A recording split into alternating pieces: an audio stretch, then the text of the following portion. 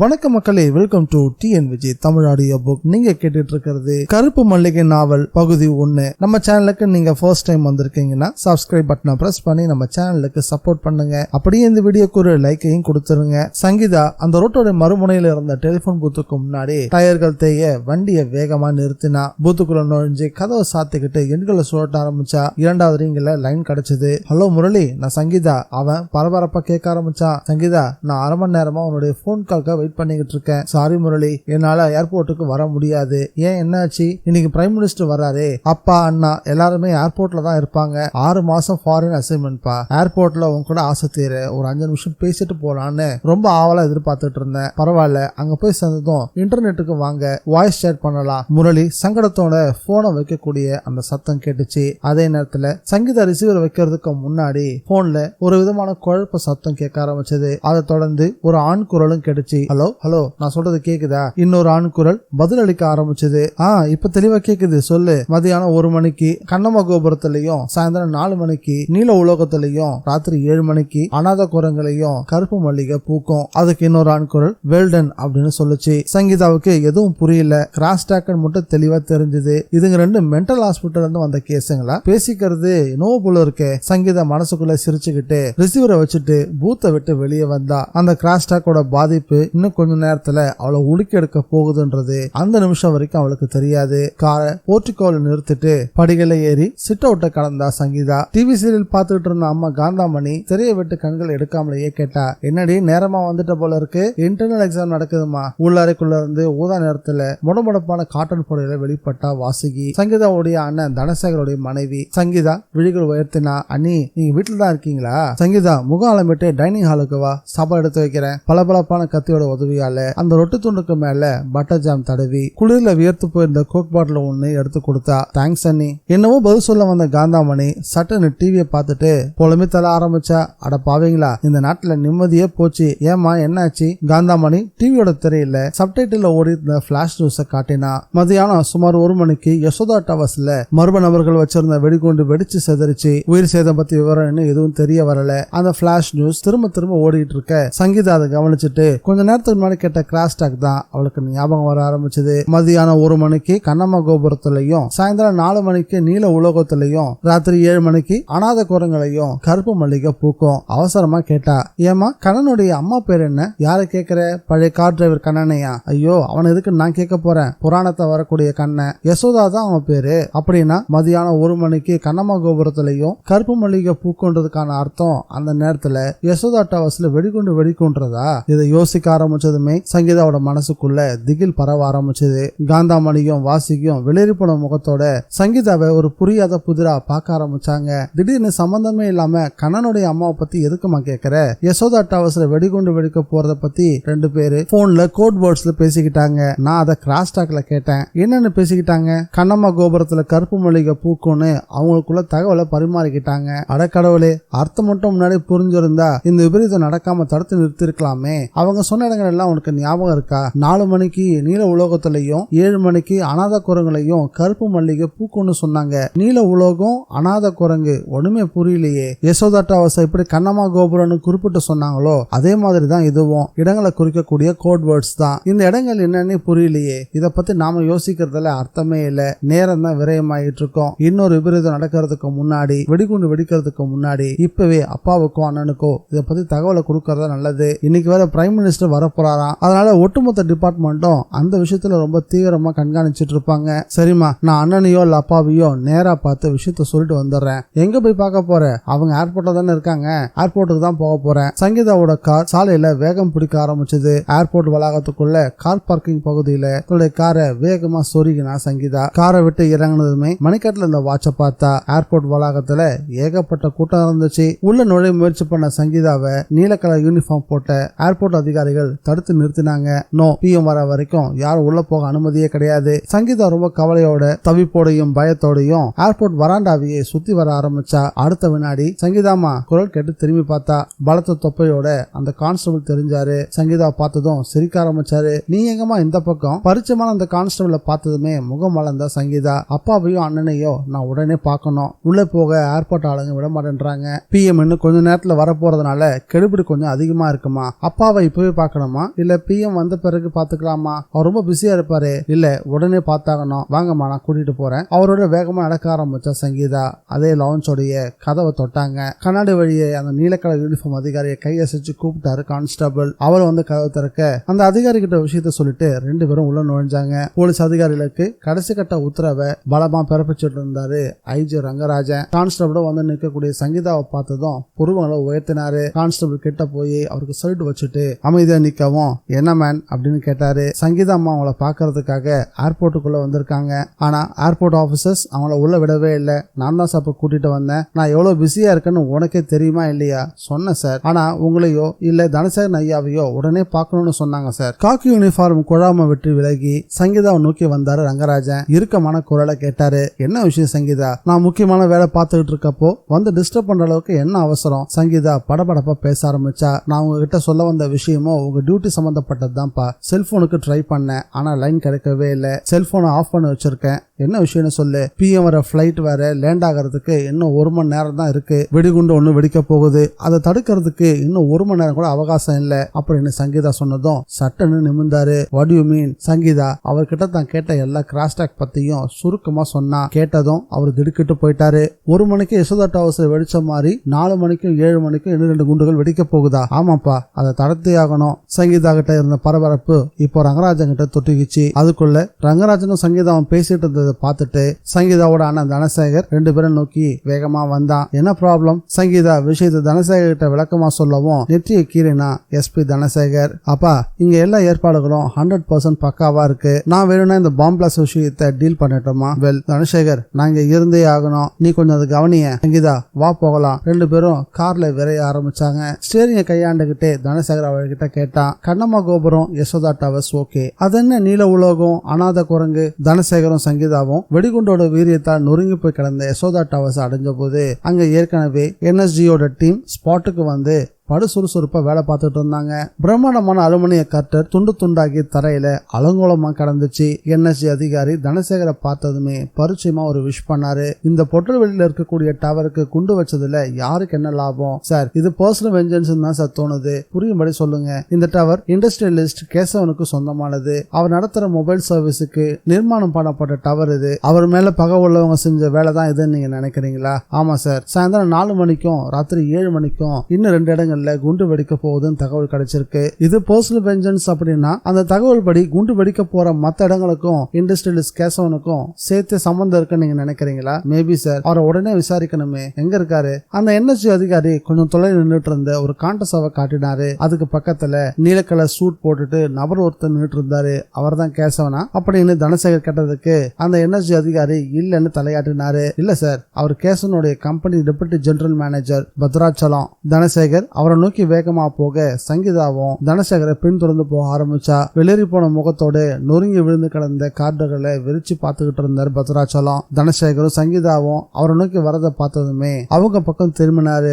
நீங்க தான் கேசன் குரூப் கம்பெனியோடைய டிஜிஎம்மா? ஆமா சார். அவர் வரலையா? இல்ல சார். சார் அவரோட ஷெட்யூல்ல ரொம்ப பிஸியா இருக்காரு. அவரை பிடிக்க முடியல. நைட் எப்படி நான் பார்ப்பேன். அப்ப அந்த சம்பவத்தை பத்தி அவர்கிட்ட ரிப்போர்ட் பண்ணணும் சார். இந்த ப்ராஜெக்ட்காக நிறைய செலவு பண்ணிருக்கோம். கன்ஸ்ட்ரக்ஷன் செலவு தவிர எலக்ட்ரானிக் உபகரணங்கள் எல்லாம் சேர்த்து கிட்டத்தட்ட 1 கோடியை தொடும். இப்போ குப்பையா கிடக்குது பாருங்க சார். அது மட்டும் இல்ல, இது கண்ணுக்கு தெரியுற டைரக்டான லாஸ் மட்டும் தான். ப்ராஜெக்ட் துவக்கம் டிலே ஆகிறதால ஏற்பட போற இன்டைரக்ட் லாஸ் எப்படின்னு கணிக்கவே முடியாது சார். பினான்சியல் துக்கத்தை வெளிப்படுத்தின பத்ராச்சலத்துக்கிட்ட அமைதியா சொன்னாரு தனசேகரன். இது பெரிய இழப்பு தான், ஆனா உயிர் பலி எதுவும் இல்லைங்கிறது மனசுக்கு ஒரே ஒரு ஆறுதல். இதனுடைய பின்னணியில ஏதாவது பிசினஸ் பார்க்க இருக்குன்னு நீங்க நினைக்கிறீங்களா? அதை பத்தி எனக்கு சரியா தெரியல சார். உங்க கேசவன் சாருக்கு பிசினஸ் எதிரிகள் நிறைய பேர் இருக்காங்களா? சார், என்ன கேள்வி சார் இது? ஒரு கோட்டீஸ்வர பிசினஸ் மேனுக்கு அவர் விரும்பினாலும் சரி விரும்பினாலும் சரி எதிரிகள் இருந்தே தீருவாங்க. இது ஏற்க நான் யாரை போய் சொல்ல முடியும் சார்? அவருடைய கேள்விகள் தனசேகருக்கு நியாயமா தான் பட்டுச்சு. தனசேகர் மேலும் ஒரு கேள்வி கேட்க முற்பட்ட போது சங்கீதா குறுக்கிட்டா. ஆனா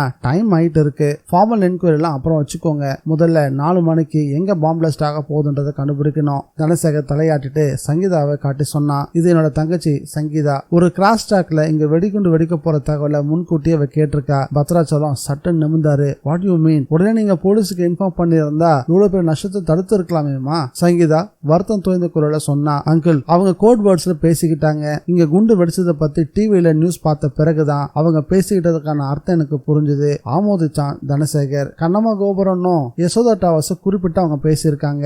1 மணிக்கு இங்க குண்டு வெடிக்கும்னு அவங்க பேசிட்டு இருந்தபடியே கரெக்டா 1 மணிக்கு இங்க பாம் பிளாஸ்ட் நடந்திருக்கு. படபடக்க ஆரம்பிச்ச சங்கீதா. அடுத்து 4 மணிக்கு நீல உலோகத்திலையும் 7 மணிக்கு அனாத குரங்களையும் கருப்பு மல்லிகை பூக்கும்னு சொன்னாங்க. யசோதா டவர்ஸ் கண்ணம்மா கோபுரம்னு அவங்க குறிப்பிட்ட மாதிரி நீல உலோகம்னு அவங்க எதை சொல்லியிருப்பாங்க? உங்களால யூகிக்க முடியுதா? நீல உலோகமா? யசோதா டவர்ஸ் மாதிரியே நீல உலோகத்தை குறிக்கிற மாதிரியான கேசனோட பிசினஸ் பிளேஸ் ஏதாவது இருக்கா? பத்ராச்சலம் தனக்குள்ள முணுமுணுக்க ஆரம்பிச்சாரு. நீல உலோகம், blue metals. Yes, blue metals அலாய்ஸ்னு கேசவன் சாருக்கு சொந்தமான ஒரு இண்டஸ்ட்ரி இருக்கு. ரொம்பவும் லாபகரமா இயங்கிட்டு இருக்கிற ஒரு டிவிஷன் அது. தனசேகரும் சங்கீதாவும் துள்ளலா நிமிர்ந்தாங்க. ப்ளூ மெட்டல் அலாய்ஸ் எந்த இடத்துல இருக்கு? சிட்கோவை தாண்டி போகணும். தனசேகர் வாட்ச பார்த்தான். மணி 3:10. இன்னும் 40 நிமிஷம் தான் இருக்கு. அதுக்குள்ள அங்க வெடிபொருள் இருக்கான்னு கண்டுபிடிச்சு அதை டீஆக்டிவேட் பண்ணி ஆகணும். தனசேகர் அவசரமா என்எஸ்டி அதிகாரியை கூப்பிட்டான். அவர்கிட்ட விஷயத்த சொல்லவும் அவரு பரபரப்பா சொன்னாரு. நான் உடனே டிபார்ட்மெண்ட்டுக்கு போன் பண்ணி பாம் ஸ்குவாடையோ ரெஸ்கியூ டீமையும் அந்த இடத்துக்கு அனுப்பி வைக்கிறேன் சார். தனசேகர் கிட்ட சொல்லி முடிச்சதும்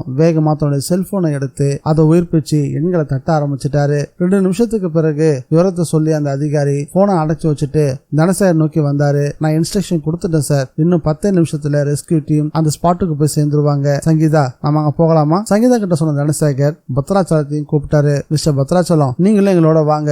இன்னொரு இடத்தையும் கண்டுபிடிச்சாகணும். இந்த விஷயம் உங்க சம்பந்தப்பட்டது. அதனால கோட் வேர்ட்ஸ்க்கான வழியை உங்களாலதான் சொல்ல முடியும். அனாத குரங்குன்றதுக்கான அர்த்தம் என்ன? ப்ளூ மெட்டல் அலாய்ஸ் இண்டஸ்ட்ரி அடைஞ்ச போது மணி சரியா 3:30. சீசா பச்சை கலர்ல உடை அணிஞ்சிட்டு இருந்த ரெஸ்கியூ டீம் படுத்தீவிரமா அங்க செயல்பட்டு இருந்தாங்க. ஷிப்ட்ல வேலை பார்த்துட்டு இருந்த பணியாளர்கள் அத்தனை பேரையும் ஏற்கனவே வெளியேற்றியாச்சு. வெறிச்சோடி போயிருந்த ஃபேக்டரிக்குள்ள ட்ரெயினர்களை இழுத்துக்கிட்டு மோப்ப நாய்கள் இன்ச்சா அலசிக்கிட்டு இருந்துச்சு. வெடிகுண்டு வேட்டையில தீவிரமா இயங்கிட்டு இருந்தாங்க ரெஸ்கியூ டீம். சங்கீதாவுக்கு அடி வயிற்றுக்குள்ள அமிலம் சுரக்க ஆரம்பிச்சது. ரிஸ்ட் வாட்ச பார்த்தா மணி 3:45. அந்த 3 ஸ்டார் ஹோட்டலுடைய டபுள் ரூமுக்குள்ள 2 இளைஞர்கள் டிவி செய்தியை பார்த்து திடுக்கிட்டு போனாங்க. தொழிலதிபர் கேசனுடைய மற்றொரு தொழிற்சாலையான ப்ளூ மெட்டல்ஸ் அலாய்ஸ்க்குள்ள வெடிகுண்டு வெடிக்கலான்ற தகவல் கிடைச்சிருக்கிறதுனால வெடிகுண்டு நிபுணர்கள் அந்த ஸ்பாட்டுக்கு முன்கூட்டியே போயிட்டாங்க. அந்த இடங்களை சலல போட்டு தேடிக்கிட்டு இருக்காங்க. நாம ரகசியமா திட்டம் போட்டு பாம்பை பிக்ஸ் பண்ணினோம். நமக்கு மட்டுமே தெரிஞ்ச இந்த விஷயத்த போலீஸ் எப்படி மோப்பம் முடிச்சாங்கன்னு தெரியலையே. பரபரப்பா ஒருத்தன் கேட்க இன்னொரு இளைஞன் அமைதியா புன்னகிச்சான். அவங்க சலல போட்டு தேடிட்டு தான் இருக்காங்க. இன்னும் கண்டுபிடிக்கல. இன்னும் சொல்ல போனா 5 நிமிஷம் கூட இல்ல. அவ்வளவு பெரிய ஃபேக்டரியில அவங்க வெடிகுண்டை கண்டுபிடிக்க டிஃப்யூஸ் பண்றதுக்குள்ள அது வெடிச்சிரும். நிச்சயம் வெடிச்சிரும். அவன் சொல்ல புதுசா இன்னொரு பிளாஷ் நியூஸ் ஓட ஆரம்பிச்சிருந்தது. மணி 3:46. 3:47 வினாடிகள் நொண்டி அடிச்சுக்கிட்டே இருக்க சங்கீதா வியர்த்து போன உள்ளங்கையோட தனசேகரோட கையை இறுக பிடிச்சுக்கிட்டா. பாம் ஸ்குவாட் வச்சிருந்த மெட்டல் டிடெக்டர் எங்கேயோ அலற ஆரம்பிச்சது. ரெஸ்கியூ டீம் சேர்ந்தவங்க அந்த பகுதிக்கு ஓட ஆரம்பிச்சாங்க. பர்னசாரிக்கு நேர் பின்புறமா இருந்த ஸ்கிராப் யார்டு கிட்ட பாதுகாப்பு கவசம் போட்டுக்கிட்டு கையில மெட்டல் டிடெக்டர் வச்சிருந்த நபர் வேகமா இங்கதான் அப்படின்ற மாதிரி கை அசைக்க ஆரம்பிச்சாரு. உள்ள பதுங்கி கிடந்த அந்த வஸ்து சட்டுன்னு பார்வைக்கு கிடைச்சது. அது ஒரு குவார்ட்ஸ் கிளாக். வெடிக்கிறதுக்காக திட்டமிடப்பட்டு 4 மணிக்கு இன்னும் 2 நிமிஷங்கள் மட்டும்தான் பாக்கி இருந்துச்சு. ரெஸ்கியூ டீம் சேர்ந்தவங்க சில வினாடிகள் எடுத்துக்கிட்டு அந்த வெடிகுண்டோட அமைப்பை ஆராய ஆரம்பிச்சாங்க. முதல்ல கிளாக்கை ஸ்டாப் பண்ண போறீங்களா? ஆமா. அந்த நபர் சர்வ கவனத்தோட ஆயுதங்களை பிரயோகிச்சு குவார்ட்ஸ் கிளாக்ல இருந்த பட்டன் செல்ல ரிமூவ் பண்ணினாரு. அதுக்கப்புறம் உச்சபட்ச எச்சரிக்கையோட இக்னைட்டருக்கும் வெடிபொருளுக்கு இடையே இருக்கக்கூடிய தொடர்பை துண்டிச்சாரு. இது எல்லாத்தையும் ரொம்ப தூரத்துல இருந்து தனசேகரும் சங்கீதாவும் படபடப்போட பார்த்துட்டு இருந்தாங்க. பாம் ஸ்குவாட சேர்ந்தவங்க அந்த பாம்பை முழுசா செயலுக்கு செஞ்ச பிறகு அங்க இருந்து கட்டவரை உயர்த்தி காட்டினதும் அங்க இருந்த எல்லாருமே பெருமூச்சு விட ஆரம்பிச்சாங்க. டிவில ஓடிட்டு இருந்த பிளாஷ் நியூஸ் வரையில கோபத்தோட சிவந்த விழிகளோட பார்த்துட்டு இருந்தாங்க அந்த 2 இளைஞர்களும். ப்ளூ மெட்டல் அலைஸ் தொழிற்சாலையில வெடிக்க இருந்த வெடிகுண்டு மீட்பு குழுவினர் கண்டுபிடிச்சு அதை வெற்றிகரமா செயலுக்க வச்சுட்டாங்க. கோபத்தோட முஷ்டியை குத்தினா அந்த நபர். 1 மணி ஆபரேஷன் சக்சஸ், 4 மணி ஆபரேஷன் ஃபெயிலியர். அடுத்ததா 7 மணிக்கான ஆபரேஷன் என்ன ஆக போகுது? அதை அவனால தடுக்க முடியாது. திட்டமிட்டபடி நடந்தே தீரும். கருவினா அந்த இளைஞன். தனசேகர் பத்ராச்சலத்துக்கிட்ட மறுபடியும் கேள்வி கணைகளை தொடுக்க ஆரம்பிச்சான். இந்த ஸ்கிராப் யார்ட்ல குண்டு வெடிக்கிறதால குண்டு வச்சவங்களுக்கு என்ன சார் லாபம்? பத்ராச்சலம் நெத்தியை கீறிக்கிட்டு சொன்னாரு. கேசவன் சாரோட பிசினஸ் அழிக்கிறது தான் அவனோட நோக்கமா இருக்குன்றது ரொம்ப தெளிவா தெரியுது சார். எப்படி சொல்றீங்க? யசோதா டவர்ஸை தகர்த்தது மூலமா அந்த பிசினஸ் சீர்குலைச்சிட்டாங்க. அடுத்ததா இங்க வந்து குண்டு வச்சிருக்காங்க. ஸ்கிராப் யார்ட்ல தான் வச்சிருக்காங்க. வெச்ச இடம் ஸ்கிராப் யார்டு தான் சார். ஆனா அழகா பிளான் பண்ணிருக்காங்க. ஸ்கிராப் யார்டை ஒட்டி இருக்கிற சுவர் பர்னஸ் ரூம் உடையது. அங்க என்ன இருக்கு? இந்த மெட்டல் இண்டஸ்ட்ரியோட உயிர் நாடியான மாதிரியான 4 கம்ப்யூட்டரைஸ்ட் எலக்ட்ரிக் ஆர்க் பர்னர்ஸ் இந்த சுவருக்கு அந்த பக்கம் தான் சார் இருக்கு. வெடிகுண்டு மட்டும் வெடிச்சிருந்தா சர்வ நிச்சயமா அந்த 4 எலக்ட்ரிக் ஆர்க் பர்னர்ஸ்களும் நொறுங்கி போயிருக்கும். அப்படின்னா கால்குலேஷனோட தான் இங்க பண்ணிருக்காங்க. ஆமா சார். இதுக்கிடையில சங்கீதா குறுக்கிட்டு பேசினா, ஆனா ஒரு கண்டத்துல இருந்து தப்பிச்சிட்டோம், அடுத்ததான் இன்னொரு கண்டம் இருக்கு, அதை பத்தி முதல்ல விசாரிங்க. 7 மணிக்கு இன்னொரு இடத்துல குண்டு வெடிக்க போகுதுல. ஆமா மிஸ்டர் பத்ராச்சலம், அந்த கிராஸ் டாக்ல அனாத குரங்குன்னு பேசிக்கிட்டாங்களே, அது எந்த இடம்ன்றதை உங்களால யூகிக்க முடியுதா? இல்ல சார், நிச்சயமா இல்ல. ஒருவேளை உங்க பாஸ் கேசவன் கிட்ட இந்த தகவலை பாஸ் பண்ணினா அவர் கண்டுபிடிக்க வாய்ப்பு இருக்கா? Maybe sir. அப்படின்னா அவரை போன் மூலமாவது கான்டாக்ட் பண்ண ட்ரை பண்ணுங்க சார். பத்ராச்சலம் தான் கிட்ட இருந்த செல்போனை உயிர்ப்பிச்சு எண்களை அழுத்த ஆரம்பிச்சாரு. சில வினாடிகள் முயற்சிக்கு பிறகு ஏமாற்றவன் நிமிர்ந்தாரு. நாட் ரீச்சபிள் மெசேஜ் வருது. அவரோட செல்போனை என்னால பிடிக்க முடியல, நீங்க அட்லீஸ்ட் செக்ரட்டரி இந்த விஷயத்த சொல்லி பாருங்களேன். Okay sir. பத்ராச்சலம் தன்னோட செல்போன்ல வேறு எண்களை அழுத்த ஆரம்பிச்சாரு. ஹலோ, நான் டிஜிஎம் பேசுறேன். மறுமுனையில ஒரு பெண் படு பவயமா குரலை வெளியிட்டா. எஸ் சார், கேசவன் சாருக்கு பெண் அப்பாயின்மெண்ட். அவரு ஃபாரின் டெலிகேட்ஸ் கூட ஒரு மீட்டிங்ல இருக்காரு சார். எங்க? ஹோட்டல் சௌபர்ணிகால. நான் அவருக்கு போன் பண்ண முயற்சி பண்ணேன், ஆனா நாட் ரீச்சபிள் மெசேஜ் வருது. அவரோட கொஞ்சம் அவசரமா பேசணும். வேற ஏதாவது போன் நம்பர் இருக்கா? அந்த ஹோட்டல் நம்பர் ஒன்னு இருக்கு, ஆனா அது யாருக்கும் தர வேண்டான்னு எனக்கு இன்ஸ்ட்ரக்ஷன் கொடுத்திருக்காரு. உங்களுக்கு அந்த நம்பர் வேணுமா சார்? ஒரு மெல்லிய தயக்கத்தோட செக்ரட்டரி கேட்கவும் வேண்டாம் அப்படின்னு மறுத்துட்டாரு. மறுத்தவரு, நீங்களே அவருக்கு போன் பண்ணி அவசரமா கொஞ்சம் பேசணும்னு சொல்லுங்க. Okay sir. போனை வச்சுட்டு திரும்பினாரு பத்ராச்சலம். பிசினஸ் விஷயமா ஃபாரின் டெலிகேட்ஸ் கூட பேசிட்டு இருக்காரு சார். மிஸ்டர் பத்ராச்சலம், நீங்க அவர் கம்பெனியோட டிஜிஎம், உங்களாலே அவர்கிட்ட நேரடியா பேச முடியாதா? நான் அவசரமா பேச விரும்புறதா தகவல் சொல்லி அனுப்பிட்டேன் சார். தகவல் அவருக்கு கிடைச்சதும் கேசவன் சார் என்ன கான்டாக்ட் பண்ணுவாரு. எந்த நிமிஷமும் அவர் என்ன செல்போன்ல கூப்பிடலாம் சார். 4 மணிக்கு வெடிக்கிற அந்த டைம் பாம்பை செயல் இருக்க வச்சாச்சு. அடுத்ததா 7 மணிக்கு வெடிக்கிற மாதிரி இன்னொரு இடத்துல பாம்பு செட் பண்ணி வச்சிருக்காங்க. அனாத குரங்குன்ற இடத்த உங்களால கெஸ் பண்ண முடியுதா இல்லையா பத்ராச்சலம்? இல்ல சார், அதை பத்தி எனக்கு எந்த ஐடியாவும் இல்ல. சரி, மிஸ்டர் கேசவனுக்கு சொந்தமா ஏதாவது ஆஞ்சநேயர் கோயில் இருக்கா? அப்படி எதுவும் இல்லையே சார். தனசேகர் பத்ராச்சலத்து கிட்ட ரொம்ப சீரியஸா விசாரிச்சுக்கிட்டு இருக்கவும் அதே நேரத்துல கண்ட்ரோல் ரூம்ல இருந்து தனசேகருக்கு ஒரு கால் வந்துச்சு. எதிர்பாராத அதிர்ச்சியான தொடக்கம் தான் அந்த போன் கால் அப்படின்றது அப்போ தனசேகருக்கு அது தெரியாது. கண்ட்ரோல் ரூம்ல இருந்து அந்த கால்ல தனசேகர் ரொம்ப சீரியஸா பேசிட்டு இருந்தான். அவனுடைய முகத்துல வேர்வை துளிகள், குரல்ல ஒரு விதமான பதட்டம். காக்கி யூனிஃபார்ம் தரிச்ச உடம்புக்குள்ள மெலிசான நடுக்கமும் தெரிஞ்சது. செல்போனோட எதிர்முனையில பேசிட்டு இருந்தவரு போலீஸ் கண்ட்ரோல் ரூம் உடைய சீஃப் ஆபீசர் சைதன்யன். அவர் எதிர்முனையில ரொம்ப படபடப்பா பேசிட்டு இருந்தாரு. தனசேகர் ரொம்ப அலர்ட்டா இருக்கணும். சிட்டிக்குள்ள மொத்தம் 8 பேர் மனித வெடிகுண்டுகளை அலைஞ்சிட்டு இருக்காங்க. அவங்க யாரு கூடுறதுக்காக களை இறங்கி இருக்காங்கன்ற விஷயம் நம்ம உளவுத்துறைக்கு தெரியல. அவங்க ஏதாவது ஒரு ஹோட்டல தங்கி இருக்கலாம். இதுதான் இப்ப நமக்கு கிடைச்சிருக்கக்கூடிய லேட்டஸ்டான தகவல். சோ மிஸ்டர் தனசேகர், சிட்டிக்குள்ள ஊடுருவி இருக்கிற அந்த மனித வெடிகுண்டுகளை உடனடியாக நம்ம ட்ரேஸ் பண்ணியே ஆகணும். இல்லனா நிகழப்போற விவரங்களை நம்மளால தடுக்கவே முடியாது. நான் ப்ளூ மெட்டல் அலாய் கம்பெனி இருந்து இப்ப பேசிட்டு இருக்கேன். இங்க 4 மணிக்கு வெடிக்க இருந்த ஒரு சக்தி வாய்ந்த டைனமைட்டை இப்பதான் டிஃப்யூஸ் பண்ணோம். அடுத்ததா 7 மணிக்கு ஒரு பாம்பு வெடிக்க போகுது. அது எந்த இடம்ன்றது தெரியல. ஆனா அந்த இடத்துக்கான க்ளூ மட்டும் தான் சார் எனக்கு கிடைச்சிருக்கு. அந்த இடத்த பத்தி மர்ம நபர்கள் பேசும்போது அனாத குரங்குன்னு கோட் வேர்ட்ல பேசியிருக்காங்க. முதல்ல அந்த இடம் எதுன்றத நான் கண்டுபிடிச்சாகணும் சார். கோட் வேர்டு என்னன்னு சொன்னீங்க? அனாத குரங்கு. ஏதாவது அனாத விடுதியா இருக்குமோ? ஒரு அனாத விடுதியில டைனமைட் வைக்கிறதுக்கு எதிரிகளுக்கு என்ன சார் லாபம் இருக்க முடியும்? நோ மிஸ்டர் தனசேகர், இப்படி ஒரு முடிவுக்கு மட்டும் நம்ம என்னைக்குமே வந்துடக்கூடாது. நீங்க உடனடியா டெலிபோன் எக்ஸ்சேஞ்சுக்கு போன் பண்ணி சிட்டியில எவ்வளவு அனாத விடுதிகள்ல இருக்குன்ற லிஸ்ட் கொஞ்சம் கேதர் பண்ணுங்க. அனாத குரங்குன்ற வார்த்தைக்கு எந்த அனாத விடுதி பொருத்தமா இருக்கோ அந்த விடுதியை பாம்ப் ஸ்குவாடை விட்டு கிளியரா செக் பண்ண சொல்லுங்க. ஒண்ணு பாம்பு கிடைக்கலாம், இல்ல நமக்கு தேவையான தகவல் ஏதாவது கிடைக்கலாம். எஸ் சார் அப்படின்னு சொன்ன தனசேகர், நான் உடனே எக்ஸ்சேஞ்சுக்கு கான்டாக்ட் பண்ணி அனாத விடுதிகளோட லிஸ்ட்டை வாங்கிக்கிறேன் சார். லிஸ்ட்ல இருக்கக்கூடிய பெயர் கொஞ்சம் சந்தேகத்துக்கிடமா இருந்துச்சுன்னா நான் உடனே பாம்ப் ஸ்குவாடை விட்டு அந்த விடுதியை முழுமையா செக் பண்ண சொல்லிடுறேன் sir. Please do it Dhanasekar அப்படின்னு சொல்லி சைதன்யா போனை வச்சாரு. தனசேகர் சைதன்யாவோட காலை கட் பண்ண பிறகு உடனே எக்ஸ்சேஞ்சுக்கு கால் பண்ணாரு. நான் போலீஸ் டிபார்ட்மெண்ட்ல இருந்து எஸ்பி தனசேகர் பேசுறேன். சொல்லுங்க சார், சிட்டில மொத்தம் எத்தனை அனாத விடுதிகள் இருக்கு? ஒரு நிமிஷம் சார். தனசேகர் காத்திருக்க சரியா ஒரு நிமிஷம் கழிச்சு ஒரு குரல் கட்டுச்சு. மொத்தம் 9 இருக்கு சார். என்னென்ன பேர்ல அனாத விடுதிகள்லாம் இருக்குன்றத சொல்ல முடியுமா அப்படின்னு கேட்க, நோட் பண்ணிக்கிறீங்களா சார்? அன்னை மேரி, அன்னை தெரேசா, காருண்யா, நேசம், ரக்ஷா, ஹனுமன் ட்ரஸ்ட் ஆர்ஃபனேஜ், சொந்தம், பானி அண்ட் ஷேடோ, காக்கும் கரங்கள். அதிகாரி வரிசை சொல்லிக்கிட்டே போகவும் தனசேகரோட குரல்ல கொஞ்சம் பதட்டம் தெரிய ஆரம்பிச்சது. ஹனுமன் ட்ரஸ்ட் ஆர்ஃபனேஜ் எங்க இருக்கு? பழைய மகாபலிபுரம் போற ரோட்ல சேது நகருக்கு பக்கத்துல இருக்கு சார். அந்த சேது நகரை நிர்மாணம் பண்ணதே இந்த ட்ரஸ்ட் ட்ரஸ்ட் தான். அந்த விடுதியில மொத்தம் எத்தனை குழந்தைங்க இருக்காங்கன்னு சொல்ல முடியுமான்னு தனசேகர் கேட்கவும், சாரி சார், அந்த விவரம் எல்லாம் எங்களுக்கு தெரியாது. விடுதியோட டெலிபோன் நம்பர் தரேன், நீங்க என்கொயரி பண்ணிக்கலாம். சரி, நம்பர் கொடுங்க. அவர் நம்பர் சொல்ல அதை தன்னுடைய சிறிய டைரியில குறிச்சுக்கிட்டாரு தனசேகர். எக்ஸ்சேஞ்ச் அதிகாரிக்கு ஒரு நன்றி சொல்லிட்டு அதே கையோட ஹனுமன் ட்ரஸ்ட் ஆர்ஃபனேஜுக்கு கால் பண்ணி பேசவும் ஆரம்பிச்சாரு. அந்த ஆர்ஃபனேஜ்ல ரிங் போகவும் ரிசீவர் எடுத்து பேசவும் ஆரம்பிச்சாங்க.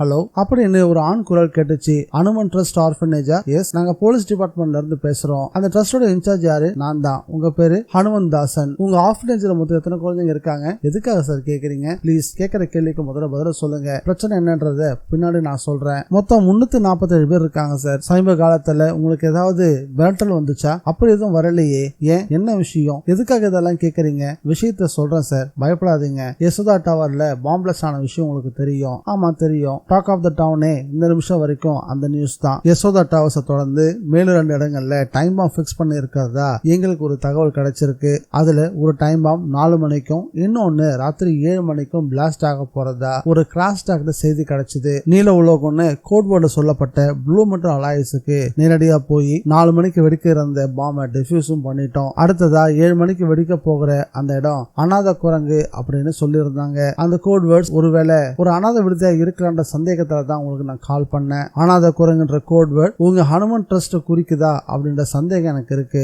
தனசேகர் பேச பேச மறுமுனையில இருந்த மனிதர் ஹனுமன் தாசன் வெள்ள வெளுத்து போய் கத்தினாரு. பக்கத்து தெருவில் எங்க ட்ரஸ்டுக்கு சொந்தமான கல்யாண மண்டபம் ஒண்ணு இருக்கு சார். எல்லா குழந்தைகளையும் கூட்டிக்கிட்டு அந்த மண்டபத்தை நான் போயிடுறோம். நீங்க பாம்ப் ஸ்குவாட கூட்டிட்டு உடனே விடுதிக்கு வாங்க, வந்து தரவா செக் பண்ணுங்க சார் அப்படின்னு ஹனுமன் தாசன் பதட்டமா சொல்லவும், ஓகே சார், நாங்க வந்துகிட்டே இருக்கோம் அப்படின்னு சொல்லி தனசேகர் அந்த செல்போன் அணைச்சு வச்சாரு. பத்ராச்சலத்துக்கிட்ட திரும்பினாரு. கேசவனுடைய பர்சனல் செக்ரட்டரி கிட்ட இருந்து உங்களுக்கு ஏதாவது போன் வந்துச்சா? மிஸ்டர் கேசவனுடைய வேற போர்ட்ஸ் பத்தி அந்த பொண்ணுக்கு தான் நல்லா தெரியும்னு சொன்னீங்களே. ஆமா சார், அந்த பொண்ணுடைய போன் காலுக்காக தான் நான் வெயிட் பண்ணிக்கிட்டு இருக்கேன் அப்படின்னு பத்ராச்சலம் சொல்லிக்கிட்டு இருக்கும் போது ஒரு வெள்ளை நிற ஃபியட் கார் வேகமா வந்து பக்கத்துல நின்னுச்சு. பாப்தாலையும் லிப்ஸ்டிக் பூச்சுமா ஒரு பெண் இறங்கினா. அவளுடைய அழகான கண்கள்ல ஒரு பூச் பூகம்பம். பத்ராச்சலம் தனசேகர் கிட்ட திரும்பி, சார், சேர்மன் கேசவனுடைய பர்சனல் செக்ரட்டரி இந்த பொண்ணு தான் சார், நேர்லயே வந்துட்டாங்க. அந்த 3 ஸ்டார் ஹோட்டலோடைய 4வது மாடியில ஏசி அறையில டிவி பார்த்துக்கிட்டு பீரை குடிச்சிட்டு இருந்தானுங்க அந்த 2 முரட்டு இளைஞர்களும். அறையோட கதவு தட்டப்படுற சத்தம் கேட்டதும் ஒருத்தன் எழுந்து போய் திறந்தான். அறையை சுத்தம் செய்யக்கூடிய அந்த பெண் நின்றுட்டு இருந்தா. சார், ரூம் கிளீனிங் உள்ளவா? அவ ஃபெனாயில் பக்கெட்டோட உள்ள வந்தா. இளைஞன் வெளியே எட்டி பார்த்துட்டு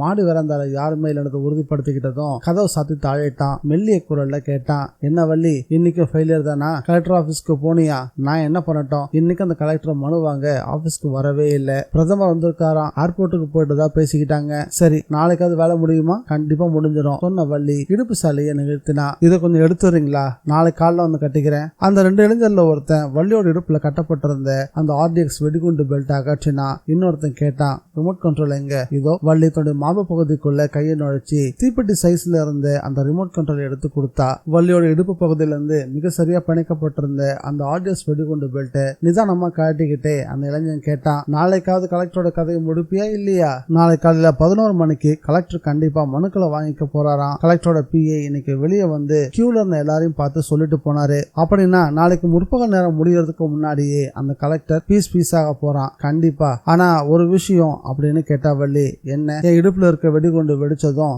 நானும் கலெக்டர் மட்டும்தான் சாகணும், மத்த பொதுமக்களுக்கு எதுவும் ஆகவே கூடாது. இளைஞன் சிரிச்சான். உனக்கு அந்த கவலையே வேண்டாம் வள்ளி. மனு கொடுக்க போற இடத்துல ஒவ்வொருத்தரா தனித்தனியா போய் தான் கலெக்டரை பார்க்க முடியும். கலெக்டரோட அறைக்குள்ள அவரை தவிர வேற யாருமே இருக்க மாட்டாங்க. நான் பல நாள் பார்த்த காட்சி இது. கலெக்டரை பார்த்த மனு கொடுக்க நீ உள்ள போகும்போது வேர்த்து விறுவிறுக்காம இரு, அது போதும். வள்ளி சிரிச்சா. மனசுக்குள்ள பயம் பூத்தாதானே உடம்பு வேர்த்து வழியும். உடம்பு சிதறி உயிரை விட போற எனக்கு என்ன பயம்? வள்ளியும் அந்த இளைஞனும் பேசிட்டு இருக்கும் போது அந்த இளைஞனோட ஷர்ட் பாக்கெட்ல இருந்த செல்போன் வைப்ரேஷன்ல துள்ள ஆரம்பிச்சது. அதை எடுத்து காதுக்கு கொடுத்தான். மறுமுனையில ஒரு குரல் கேட்க ஆரம்பிச்சது. பேசுறது யாரு? அரசுவா? எஸ் பாஸ் அப்படின்னு அரசன் அழைக்கப்பட்ட அந்த இளைஞனுடைய குரல் பவ்யமா மாறிச்சு. காதல் ரூம்ல இருக்கானா? வெளியே போயிட்டானா? ரூம்ல தான் இருக்கான் பாஸ். நீங்க 2 பேரும் இப்ப ரொம்ப ஜாக்கிரதையா இருக்க வேண்டிய நேரம். போலீஸ் ஒவ்வொரு ஹோட்டல ரைட் பண்ணிட்டு வரதாகவும் சந்தேகப்படக்கூடிய நபர்களை அரெஸ்ட் பண்றதாகவும் நான் கேள்விப்பட்டேன். அதனால நீங்க 2 பேரும் ரொம்ப ஜாக்கிரதையா இருக்கணும். எந்த நேரத்திலையும் ஹோட்டலுக்கு போலீஸ் வரலாம். போலீஸ் என்கொயரிய ஜாக்கிரதையா ஹேண்டில் பண்ணுங்க. Don't worry pass. போலீஸ் எங்க மேல சந்தேகப்பட முடியாத அளவுக்கு அவங்களை எங்களால ஹேண்டில் செய்ய முடியும். அது சரி, வள்ளி இன்னைக்கும் ஃபெயிலியரா இருக்கா போல இருக்கு. நாளைக்கு வள்ளி ஜெயிச்சுருவா பாஸ். ஜெயிச்சே ஆகணும். நீல உலகத்துல நாம எனக்கு தோத்து போனதை பத்தி என்னால ஜீர்ணிக்கவே முடியல. அனாத குரங்களையாவது கருப்பு மல்லிகை பூத்தே ஆகணும். பூக்கும் பாஸ். போலீஸ் அந்த கோட் வேர்டுக்கு அர்த்தம் கண்டுபிடிக்க முடியாது. அப்படியெல்லாம் சொல்லாத. இருக்காத, முன்னமாலாம் கிடையாது. போலீஸ் டிபார்ட்மெண்ட்ல புத்திசாலிகள் அதிகமாகிட்டாங்க. கொஞ்சம் தீவிரமா யோசிக்க ஆரம்பிச்சாங்கன்னா நாம பேசிட்டு இருக்க கோட் வேர்ட்ஸுக்கான அர்த்தங்களை ரொம்ப ஈஸியா கண்டுபிடிச்சிருவாங்க. எனக்கு அப்படி தோணல பாஸ். போலீஸ் இந்த விஷயத்துல நிச்சயம் ஏமாறதான் போறாங்க. 7 மணிக்கு அனாதை குரங்கு மூலியமா ஒரு மிகப்பெரிய பிரளய நடக்கும். அதை யாராலும் தடுக்க முடியாது. அதே சமயம் டிவில பிளாஷ் நியூஸ் ஓடிட்டு இருந்துச்சு. கருப்பு மல்லிகை சிறப்பு செய்தி. யசோதா டவர்ஸ் நடைபெற்ற வெடிகுண்டு விபத்தை தொடர்ந்து போலீசார் தீவிர முயற்சி எடுத்ததோட விளைவாக ப்ளூ மற்றும் அலாயில வெடிக்கிற வெடிகுண்டு செயலிழக்க வச்சுட்டாங்க. அடுத்தது அனாதை குரங்கு அப்படின்ற இடத்துல 7 மணிக்கு கருப்பு மல்லிகை பூக்கும் அப்படின்னு சதிகாரர்கள் கிராஸ் டாக்ல பேசிட்டு இருந்திருக்காங்க. அனாதை குரங்குன்ற கோட் வேர்டுக்கு என்ன அர்த்தம்னு தெரியாம குழம்பிட்டு இருந்த போலீசாருக்கு இப்போ அந்த இடம் எதுன்றது தெரிய வந்திருக்கு. அந்த இடம் பழைய மகாபலி ரோட்ல இருக்கக்கூடிய ஹனுமான் ட்ரஸ்ட் ஆர்ஃபனேஜ். அந்த இடத்தை நோக்கி போலீசார் விரைஞ்சு போயிருக்காங்க. டிவில இந்த செய்தி ஒளிபரப்பானதும் அதை பார்த்ததும் 3 பேருமே ஒரு மைக்ரோ வினாடி சிரிக்க ஆரம்பிச்சாங்க. போலீஸ் தப்பான இடத்தை நோக்கி போய்கிட்டு இருக்காங்க. அந்த 3 பேரும் ஒருத்தரை பார்த்து கிண்டலா பேசிக்க ஆரம்பிச்சாங்க. வள்ளி, இன்னைக்கு 7 மணிக்கு அனாதை குரங்குல திருவிழா, நாளை காலையில கலெக்டர் ஆபீஸ்ல உன்னுடைய திருவிழா. இந்த 2 திருவிழாவையும் பார்த்து தமிழ்நாடு மட்டும் இல்ல இந்தியாவை ஸ்தம்பிச்சு நிக்க போகுது அப்படின்னு அந்த இளைஞர்ல ஒருத்தரான அரசு சொல்லவும், ரசிக்கிறதுக்கு நீங்க தான் ஊரில் இருப்பீங்க, நான் இருக்க மாட்டேன்ல. ஏதாவது ஒரு ஜிஹெச்ல போஸ்ட்மார்ட்டம் டேபிள்ல இந்நேரத்துக்கு நான் பணமா கிடப்பேன் வள்ளி சொல்லவும், அரசு அவளை கவலையா பார்த்தான். ஒரு மனித வெடிகுண்டா மாதிரி அந்த கலெக்டரோட கதையை முடிக்கணும்னு நீ தானே ஆசைப்பட்ட. இப்ப கூட ஒன்னும் கெட்டு போகல. நீ இன்னும் வாழணும் அப்படின்னு ஆசைப்பட்டீங்கன்னா அதை வெளிப்படையா சொல்லிடு. கலெக்டரை கொல்றதுக்கான மாற்று ஏற்பாடுகளை உடனே பண்ணலாம் அரசு சொல்லவும், வள்ளி வேகமா மறுத்தா. வேண்டாம் வேண்டாம், அந்த கலெக்டர் கொலை பண்றதுக்கு வேற எந்த முயற்சி எடுத்தாலும் சரி அது தோல்வியில தான் முடியும். கலெக்டரும் நானும் ஒரே நேரத்துல போஸ்ட்மார்ட்டம் செய்யப்படணும். நான் மனித வெடிகுண்டா மாறதை தவிர வேற வழியே இல்ல. நாளைக்கு காலையில திட்டமிட்டபடி எல்லாம் நடக்கும் அப்படின்னு சொல்லி வள்ளி அரசு கிட்ட தனது வலது கட்டவெல்ல உயர்த்தி காட்டினா. சேர்மன் கேசவனுடைய பர்சனல் செக்ரட்டரி இந்த பொண்ணு தான் சார் பத்ராச்சலம் சொல்லவும், தனசேகர் கார்ல இருந்து இறங்கி வந்துட்டு இருந்த அந்த பெண்ணு கிட்ட பேச ஆரம்பிச்சான். மிஸ்டர் கேசவனுக்கு நீங்க தான் பர்சனல் செக்ரட்டரியா? Yes sir. அவருடைய வேற போர்ட்ஸ் எல்லாம் உங்களுக்கு மட்டும் தான் தெரியுமாமே? ஆமா சார். இப்போ அவர் எங்க இருக்காரு? கடந்த 3 மணி நேரமா அவருக்கும் எனக்கு இடையில எந்த கான்டாக்ட்ஸும் இல்ல சார். அவரோட செல்போனுக்கு நான் ட்ரை பண்ணி பார்த்தேன். அவரு அவுட் ஆஃப் ரேஞ்சில் இருக்கிறதா ரெக்கார்டட் வாய்ஸ் மட்டும் தான் வருது. சில வினாடிகள் மௌனத்துக்கு பிறகு தர்ஷன் நிமிர்ந்து பேச ஆரம்பிச்சா. சார், வாரத்துக்கு 2 தடவை மிஸ்டர் கேசவன் ஒரு வெளிநாட்டு பொண்ணோட ஏதாவது ஒரு 5 ஸ்டார் ஹோட்டலுக்கு போய் லஞ்ச் சாப்பிடுவாரு. தனுஷரோட புருவங்கள் சில மில்லிமீட்டர் உயர்ந்துச்சு. வெளிநாட்டு பொண்ணா? ஆமா சார். யார் அந்த பொண்ணு? டீடைல்ஸ் தெரியுமா? சாரி சார், எனக்கு எதுவும் தெரியாது. ஹோட்டல் சோழாவில் ஒரு தடவை மதியான நேரத்துல மிஸ்டர் கேசவனையும் அந்த பொண்ணையும் நான் ஒன்னா பார்த்தேன். தனுஷரோட பார்வை இப்ப பத்ராச்சலம் பக்கம் திரும்பிச்சு. அந்த பொண்ணு யாருன்னு உங்களுக்காச்சும் தெரியுமா? பத்ராச்சலம் தெரியாது அப்படின்ற பாணியில தீர்க்கமா தலையாட்டினாரு. அதே நேரத்துல தனசேரோட சட்ட பாக்கெட்ல இருந்த செல்போன் செனுங்க ஆரம்பிச்சது. அதை காதுக்கு எடுத்து பொறுத்துக்கிட்டு குரல் கொடுக்க ஆரம்பிச்சாரு. ஹலோ சார், நான் பாம்ப் ஸ்குவாட்ல இருந்து இன்ஸ்பெக்டர் ராம் பேசுறேன் சார். சொல்லுங்க ராம். சார், ஹனுமான் அனாதை விடுதியில மெட்டல் டிடெக்டர் வச்சு எல்லா இடத்தையும் தரோவா செக் பண்ணிட்டோம். ஒரு அங்குலம் கூட பாக்கியே இல்ல. இங்க பாம் இருக்கிறதுக்கான எந்த அறிகுறியுமே இல்லையே சார். தரோவா செக் பண்ணீங்களா? சல்லடை போட்டு சலிக்காத குறை ஒண்ணுதான் சார் பாக்கி. மொத்தம் நாங்க 11 பேர் வந்திருந்தோம். வரும்போதே டாக்ஸை கூட்டிட்டு தான் வந்தோம். டாக்ஸை ஸ்மெல் பண்ண விட்டோம். ஆனா எதுவுமே கிடைக்கல சார். we were misguided. அப்படின்னா அனாதை குரங்குன்றது அந்த இடம் கிடையாதா? நிச்சயமா கிடையாது சார். அது வேற எங்கேயோ இருக்கு. 7 மணிக்கு அனாதை குரங்குல கருப்பு மல்லிகை பூக்கும்னு சொல்லிருக்காங்க. இப்ப மணி 6 ஆகுது. அதுக்குள்ள அனாதை குரங்குன்றது எந்த இடம்ன்றதை நம்ம கண்டுபிடிச்சே ஆகணும். முடியுமா அப்படின்னு தனசேகர் கவலையா கேட்கவும், சங்கீதாவும் பத்ராச்சலமும் ஏத்து போக ஆரம்பிச்சாங்க. இந்த நாவல் உங்களுக்கு பிடிச்சிருக்கா இல்லையான்றத மறக்காம கமெண்ட்ல பதிவு பண்ணுங்க. நம்ம சேனலுக்கு நீங்க ஃபர்ஸ்ட் டைம் வந்திருக்கீங்கன்னா TNVG தமிழ் ஆடியோ புக்கை மறக்காம சப்ஸ்கிரைப் பண்ணி வச்சுக்கோங்க. மீண்டும் அடுத்த பகுதியில் சந்திக்கலாம். Bye guys.